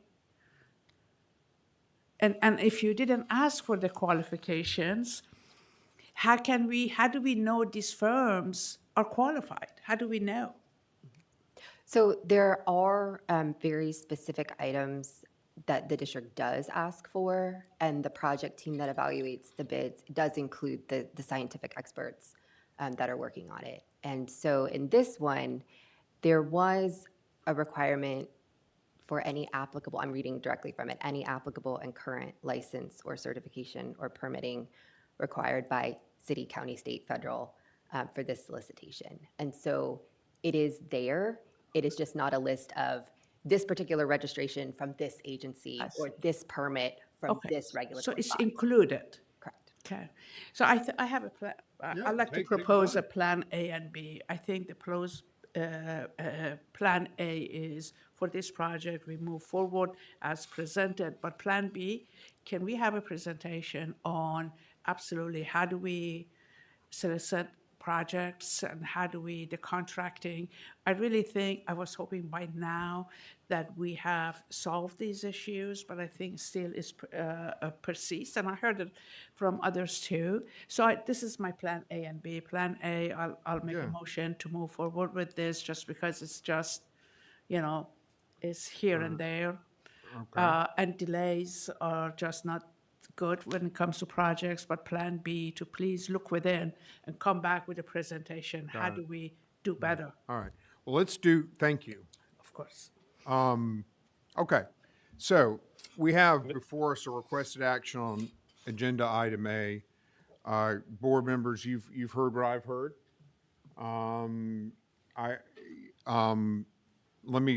I have some thoughts, but I would first love to hear from my colleagues if they have any thoughts. And so with that, I'll turn it over to you guys. Mr. Chairman? Yes, sir. Yeah, I actually have a blueberry nursery and it's licensed by FDAX, and I don't know exactly what we pay, but I want to say it's like $300 annually. And if you forget to file that form, then it lapses, right? And that's happened to me before. I don't know if that's what the case in this matter is, but if it is, then it's kind of a simple, like maybe oversight. But if it's something more than that, then I think it would be worth knowing that as well. The one question I have, and this is switching gears a little bit, is there a timeline to planning these SAVs that's appropriate? Are we shooting for a window, and is there any kind of trying to get in front of hydrilla or after a herbicide event? Is timing critical for this planting? I think that's pretty important for us to understand on how we vote on this issue. Go ahead. Generally, we have some flexibility. We shoot for the growing season, which we generally consider March through October. So there is some flexibility in that window, but it's a broad window. Okay. Does that answer your question? It does. Thank you. Yes, sir. Absolutely. Before I move to people on the dais, is there anybody else on the phone that would like either comments or questions at this time?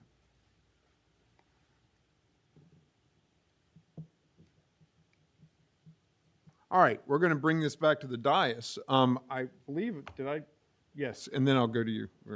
Yes, sir. Just as I understand it, we're looking at if I heard it correctly, their license lapsed on January 30th and it was renewed on February 6th. Is that what we're dealing with? So that is January 30th to February 9th, and that is specifically the certificate of registration for the particular nursery. Okay. The certificate of registration for the business itself it just has an expiration date on it of June 30th, 2026.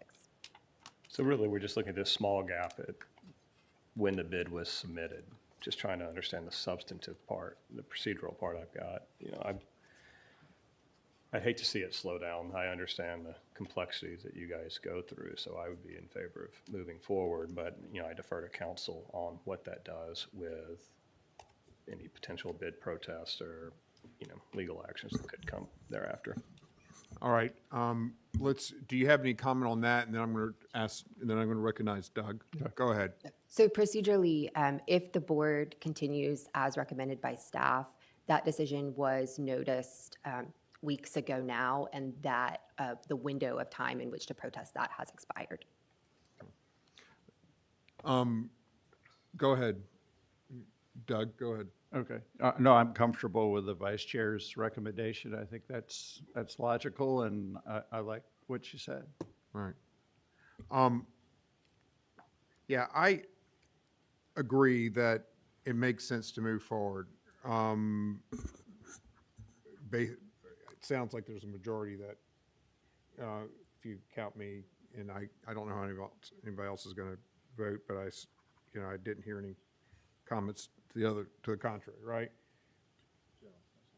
Go ahead, General. Thank you, sir. Thank you. It seems to me like there would be a distinction between a new business bidding on this and not having the permits and all. We've got a established, validated, good business with the permits and everything else. And there's a little bit of time that lapsed between the paperwork and that being finished. So I don't see any error here other than a little bit of slide. But this is a new business that's not known or certified already or approved already or registered already. So I'm in favor of going forward, Mr. Chairman. That's an excellent point, General. It would be more concerning if it was a new business, right? Yes, sir. Because it'd be like they put it all together just for this, rather than have. Did it all made. Right, yeah. Established with it all being established. Exactly, right. Well, I tell you, I found Mr. Collins's presentation and then what I learned subsequently to be a very good one. And I see his point. And so I tip my cap to the work that he's done. I see why he brought his case to us. That being said, I think that I'm more in favor of moving forward than not moving forward, but it's not as, sort of the preponderance of the evidence is that I think we should move forward.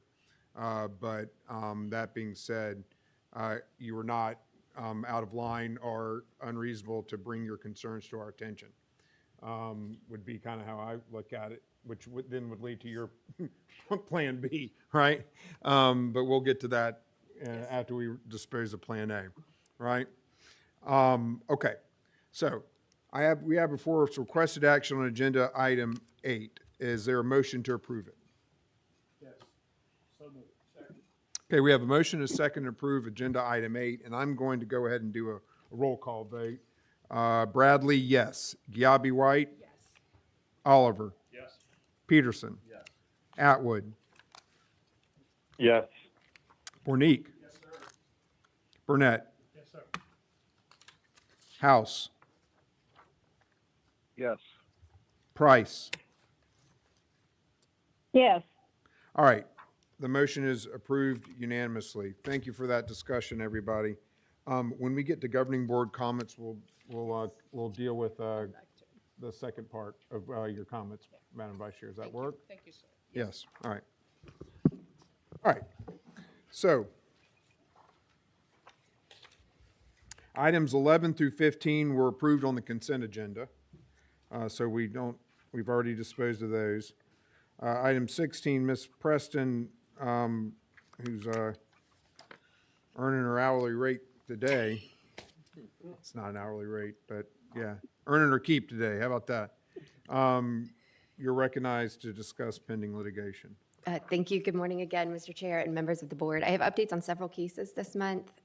First, we also had a second attempted notice of protest in this past month that was not timely filed as well.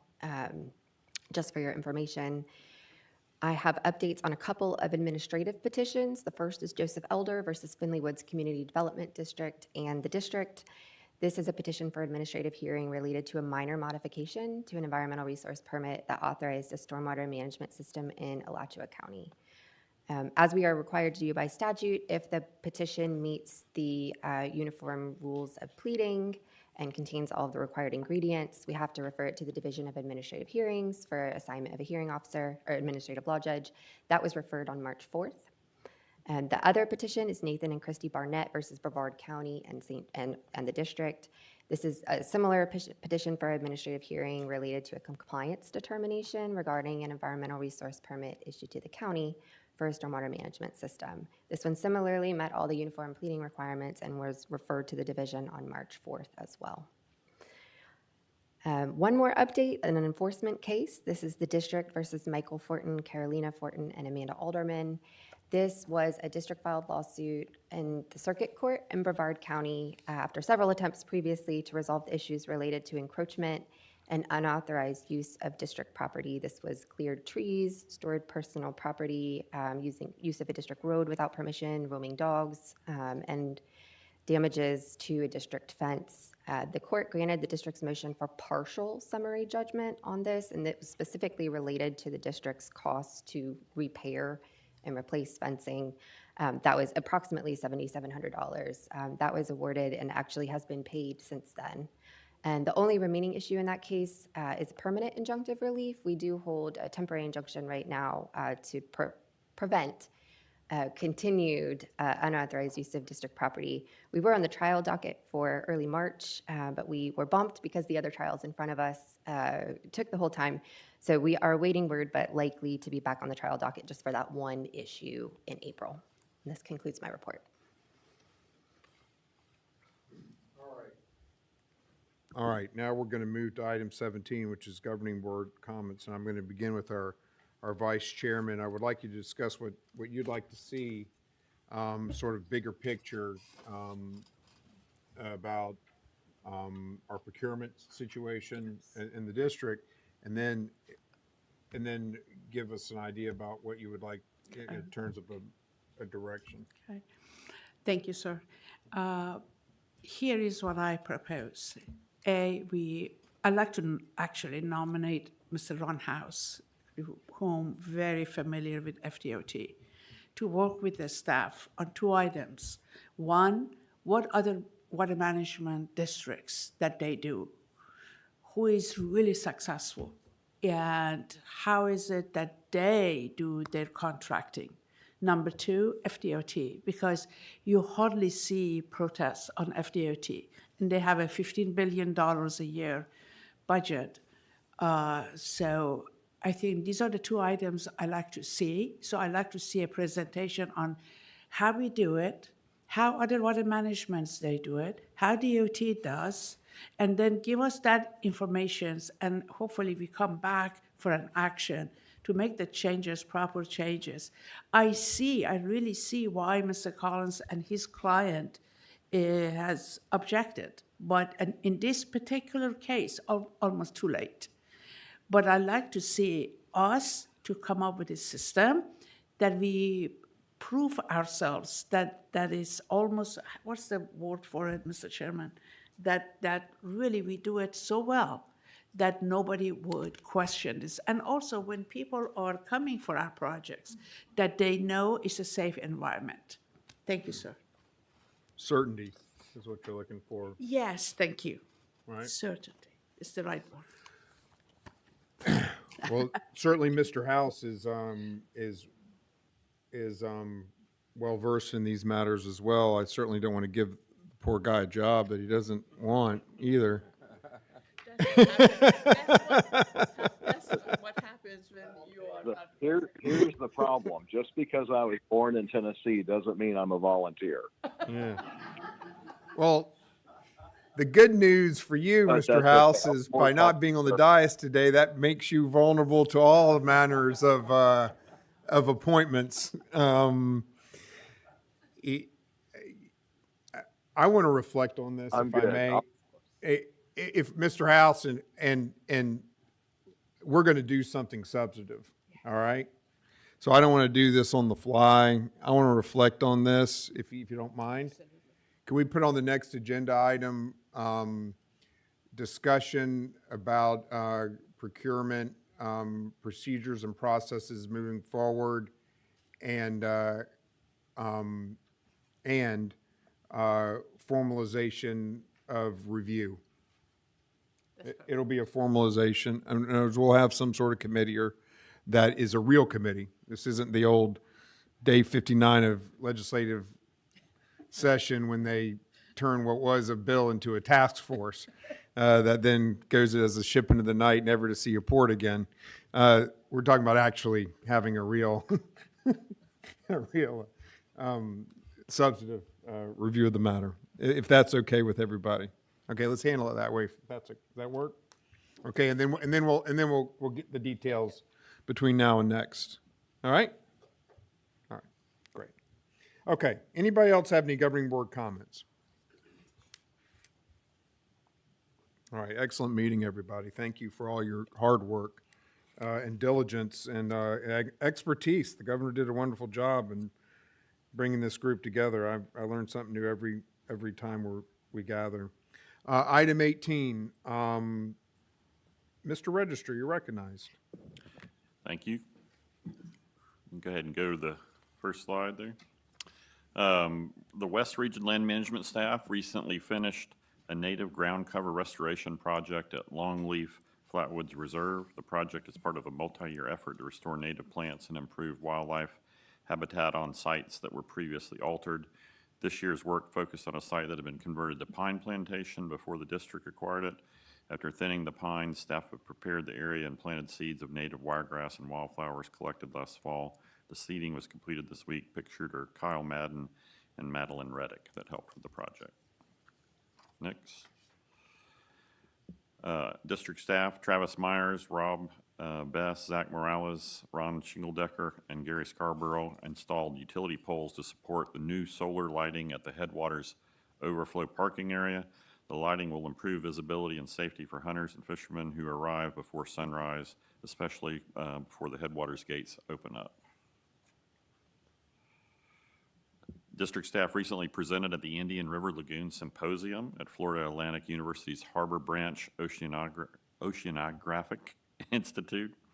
The symposium brings together professionals, students, and community members to discuss progress and challenges in the Indian River Lagoon. District staff Lori Maury, Carolyn Vanzo, Ron Brockmeyer shared updates and their expertise with attendees. And getting out about in the community, on the left there is the Bureau of Land Resources they represented the district at Central Florida Fire Fest, where they spoke with attendees about prescribed fire, our mission, and why proper land management is so important. Event highlights included live demonstration burn, helicopter bucket drops, and plenty of other hands-on activities that brought science and land stewardship to life. On the right there is the education and outreach team, joined by Chris Gee, Chelsea Jarrell, Corey Fenton, and Daniel Fitzpatrick. They spent the weekend at the Blue Spring State Park in Orange City, representing the district at the Manatee Festival. The beautiful weather brought out a large crowd, giving the team ample opportunity to engage with visitors through the Manatee and water trivia and hands-on aquifer demonstrations using core samples and conversations about the district's work, all set against the scenic backdrop of the spring and the river. And finally, Kim Ponzio was featured in the 2026 World Wetlands Day exhibit in Orlando. She was recognized as a wetland hero for her more than 3 decades of work restoring and protecting Florida's natural ecosystems. During her time at the district, Kim has helped design and implement some of our earliest restoration projects, and she is widely regarded as an expert in her field by both district staff and external partners. Her work continues to shape how we restore and protect wetlands today, and we're fortunate to have her expertise at the district. For as far as calendar updates, the next event is April 14th will be our governing board meeting here in Palatka. All right, and I wanted to jump back. Mr. Gore, I look forward the charts that you took such care to prepare. If you could get with Alan Baggett, our ombudsman, to review those in greater detail, that would be much appreciated on my behalf, for sure. All right, thanks for coming today. All right, any other business to come before the board? Seeing none, this meeting is adjourned.